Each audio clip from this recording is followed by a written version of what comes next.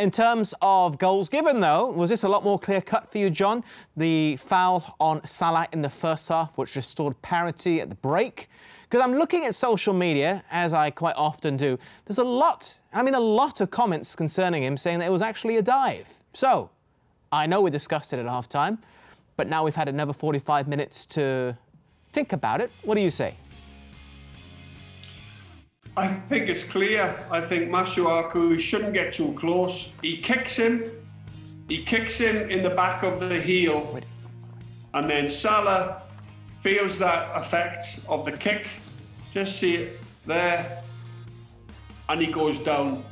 Listen, he's a little bit theatrical, going down, going over, and maybe other referees may not have given it. They might have thought it was soft. The way he's gone over has gone against him. He hits it down the middle, which a lot of players are doing now. The goalkeepers maybe should think about just standing in the middle of the goal. But he showed good nerve. He got up, he took the penalty. I actually thought there was contact, enough contact to give the penalty for Salah. And I think it was a silly challenge from Masuaku. Salah's going nowhere. He's got his back to play. I know he's quick, he can turn any minute. All he's got to do is be touch tight, not give a foul away, not even give the referee a decision to make.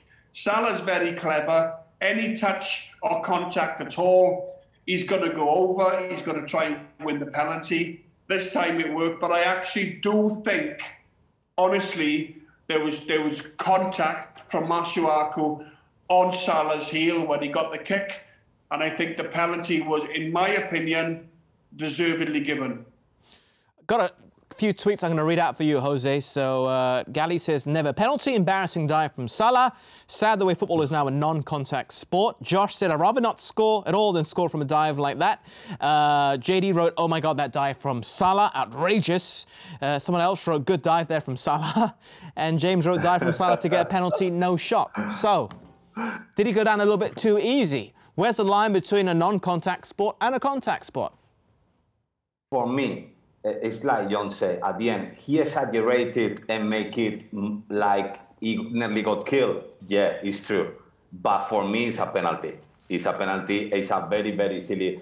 As an ex-fullback, I'm telling you, a player like Salah, Mane, this type of players inside the area, and more when it's not even looking at the goal, you know, don't try to go and anticipate. Because if you try to anticipate, they are too fast, too good.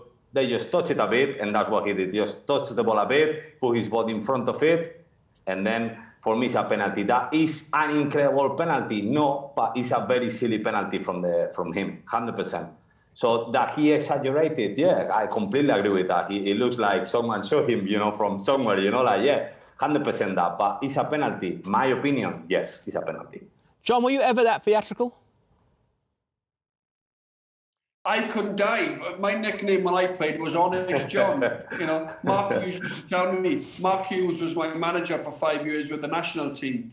And he used to say, you know, when you play on the continent against the Italians and the Spanish and the Germans, maybe it wasn't, it was physical, but when you're playing in the Premier League every week against the Razor Ruddocks and the Steve Bruces and the Pallisters and the Colin Hendrys, you could give as good as you got, you know, and all of a sudden when I went abroad, you know, as soon as I sort of put my arm up, I was quite physical. The defender would go over and they'd be clever, they'd win fouls. And Mark Hughes used to say to me, John, you've got to learn to do the same, but I just couldn't fall over. Couldn't fall over. They do say the bigger they are, the harder they fall. I don't think I ever went over in my life. Bigger they are, the harder they fall. Maybe I'd have won more penalties if I had, but I never did. Could have done. Jose, spill the beans a bit. When you think of players that go down a bit easy, in your day, when you were a player, who comes to mind? Who were you always wary of when you had to defend against them? Well, defense against him, I'm not telling you, but someone that was very easy on the floor was Luis Suarez that I played with. The defender, defensively, I'm not sure who I can think of. It's a question that I just very far. But someone that came into my mind straight away that I played with, Luis was so like hit the floor very quickly and cried and all of that. And then he was the strongest player, you know, on the pitch. But he was quite theatrical with that, yeah, 100%. Did you ever have a conversation with him about it in the changing room, or did you not care because you won the game or he scored a goal? or won a penalty, whatever it might be? For me, Luis was so good. So as soon as he performed the pitch, he can do. Obviously, it's something that he's done on the pitch that no one is obviously happy about. But apart from that, he's not the only one who does that. You know, at the end, in that time, it was in VAR as well. So it was more easy maybe to get a penalty, dive in that way.